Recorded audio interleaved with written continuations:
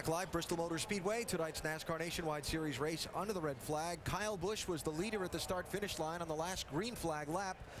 Now his car is in a big heap, and he's in the garage with Dave. Yeah, he is, Alan. And Kyle, how demoralizing to take the lead and then have that happen.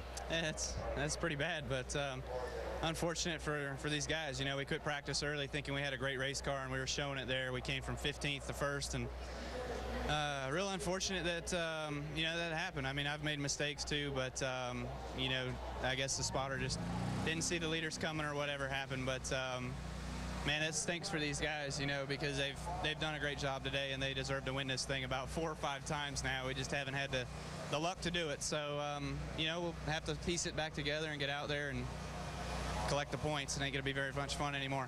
You race around these guys that are learning, Kyle. How do you get a young kid like that to understand and do it right next time? Well, I mean, sometimes you take for granted spotters, and you know, I've got the best one in the world. You know, he's great at what he does and really pays a big attention to what's going on, and always gives me as much information as I can take.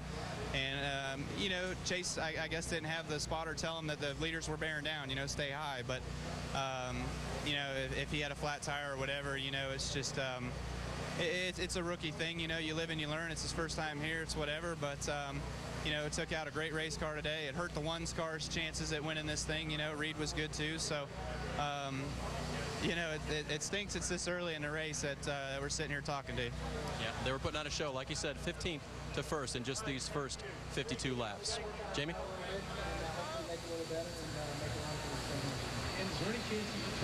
I'll take it with Chase Austin, and we're just hearing Kyle Busch's explanation for what happened. You were in the car, saw that your hand was out the window. Were you getting any word at all from your spotter that traffic was coming on your left? No, not really. I mean, he told me, but the tire blew, and I was on the radio telling him that the tire blew, and we were having problems anyway because I bumped the corner coming out of 2, and it blew coming out of 4, and the car just kind of started turning down the track, and I was trying to hurry up to get out of the way because I knew they were back there somewhere when I saw them in the mirror. And unfortunate for Kyle that, I mean, I got into him. I feel bad for that. I heard a lot of fans were happy about it. That's how I know who I got into. But I just want to thank Cavi for being on the card tonight. It's my little cousin's birthday, and I just want to say happy birthday to him. And hopefully we can come back at Atlanta and do a little better next time. Saw your hand outside the car. Was there any way that you could have kept the car up on the top side of the track? No, not really. The whole steering wheel just kind of jerked out of my hand. And when I did that, that's when I tried to put my hand out the window. Chase Austin. Doc? Well, he was trying to signal as they came across the racetrack, and as you said, normally, I guess, DJ, when the veterans meet with the young drivers, and NASCAR does it a lot, they have rookie meetings, they have a veteran driver, champions like yourself go talk to rookies.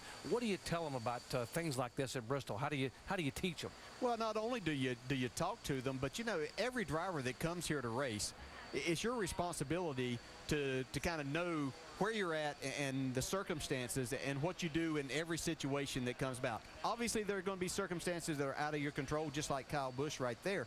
But you try to know what you would do if certain things happen. And so things happen quickly here. You're running 15 seconds laps, and so things are going to happen quick. You have to, in your decision that you make, you can see right here, we're going around. Kyle Busch is taking the lead out of turn 2.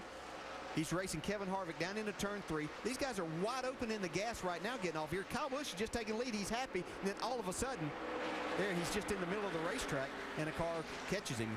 I think it's just like Chase said, he didn't realize just how fast things happen at Bristol. I think that's what he's learned, is he looked in the mirror, he knew they were back there somewhere, but he didn't realize within a matter of just a few seconds they were going to be on top of him. Yeah, and in his defense too, the next time, he obviously, unfortunately, is taking out some good race cars here, but he'll know the next time to try his level best to turn this thing back to the right and get it up against the wall, and then everybody has a better chance of getting by you.